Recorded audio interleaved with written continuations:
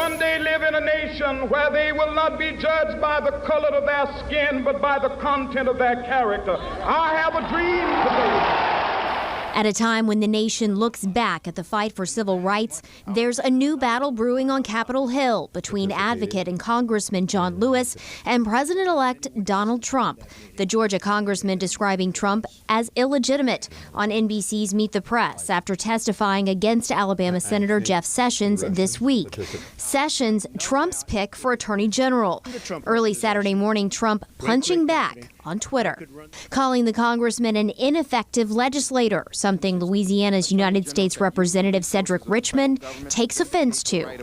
John Lewis is an American hero. He was beaten within inches of his life to fight for voting rights. He is one of those people that has sacrificed so much to make this country a more perfect union.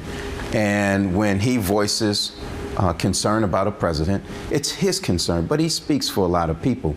But when the president decides to come back and attack him on Twitter early in the morning, shows that the president is not presidential. He doesn't even know that he's the president of the United States, and it creates great pause for me.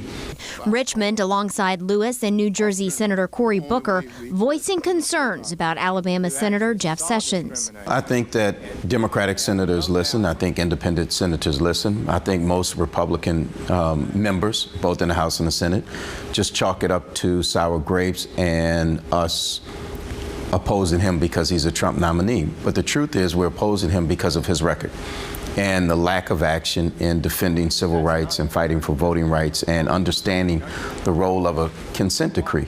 Republican support for Sessions is strong, and there will likely be a vote in the Senate on Sessions and Trump's other nominations early next month. That's after Trump's inauguration on Friday.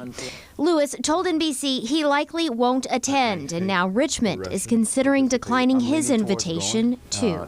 I respect the office, even if I don't respect the person. In New Orleans, Jennifer Crockett, WDSU News.